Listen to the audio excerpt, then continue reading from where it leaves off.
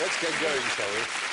Now, if by some terrible, terrible concatenation of circumstances, both my co-pilot and I on this flight were suddenly taken ill, how would you land this plane? Can't they just land themselves on an instrument's landing? Can't you? I'd stop reading the Kindle on the steering wheel and concentrate. That would be a wise start, yes.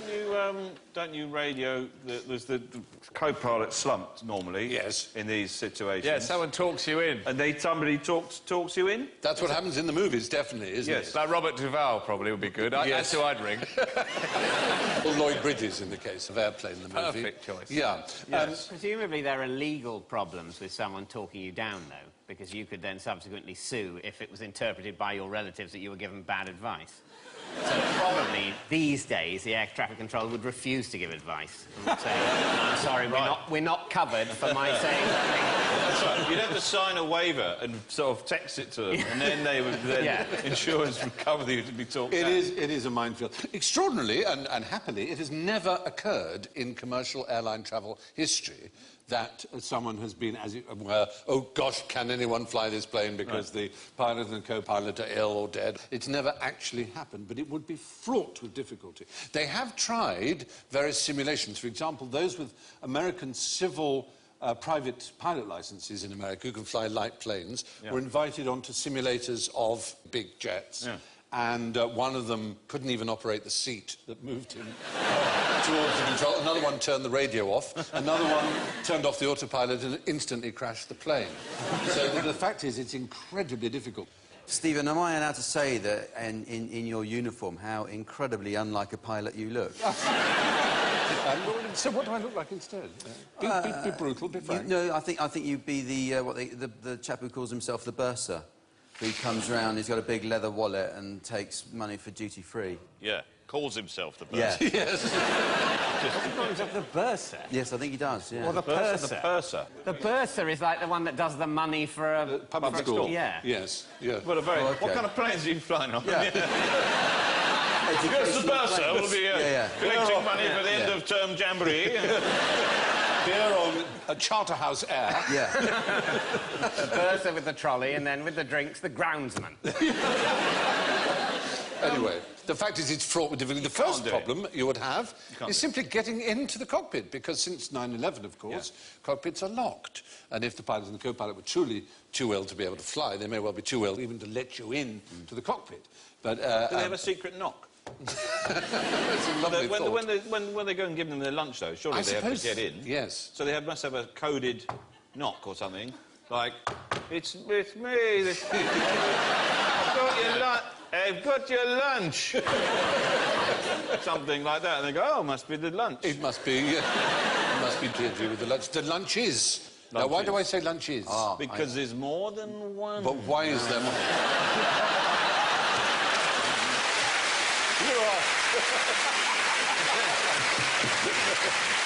You are accruing points at a fantastic rate. God, I tell you what. Yes, there are more than one. But why would there be more than one lunch? Why would they have to eat different meals. Yes, the pilot and the co-pilot must eat different meals. Oh, in case one of them gets botulism. Exactly, so that if one is by accident poisoned or whatever. And in the case of extra long-haul flights, there are 3 pilots, not 2. So you can't get into the cockpit. It's very, very dangerous. Never been done.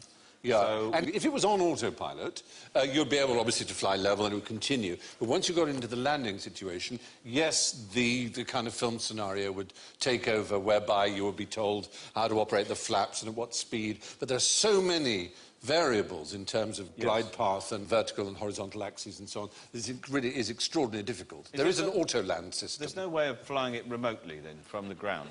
Like with just somebody with a Wii or something, you know. I don't know. Maybe one day. Someone comes in the room. What? Why?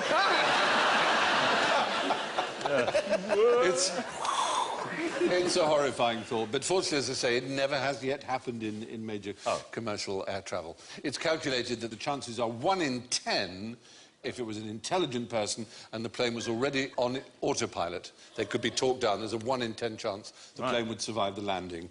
If it was not already in autopilot, probably 1 in 100. This is not reassuring. It's not, is it? There are 400,000 people in the air at any given time. Is that right? Yeah. That's fabulous. Wow. It is very good. There is no question that trampolining is a very popular sport. Yes, it sounded really plausible. Yeah. I think I heard it once in a pub. Or something. So there are points if you can give me within 5 years when the autopilot was invented. Well, 1965. 1965 we've got there. 1970. 1970.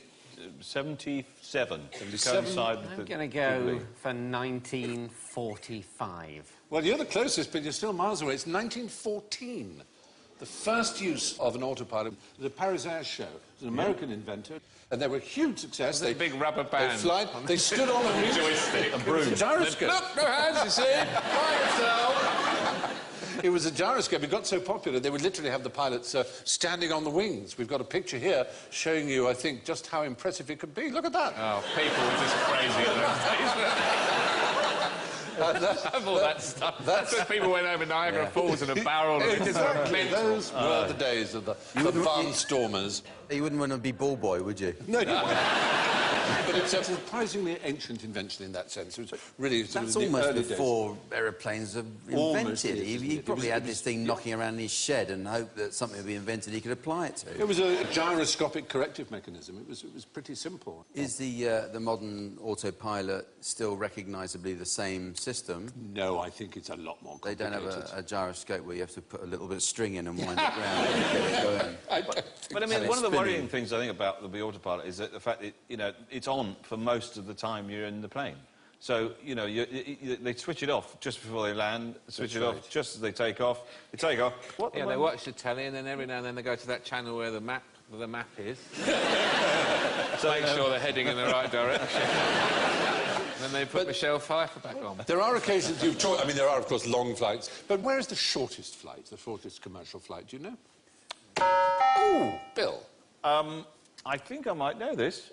I don't know. I'm going to try it. Here I'll go out on a limb. Yeah. Is it the Orkney Isles? Yes! Is it? Yes, it is!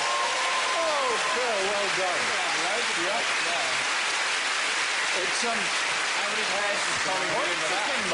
There's another 4.5 points. Yeah.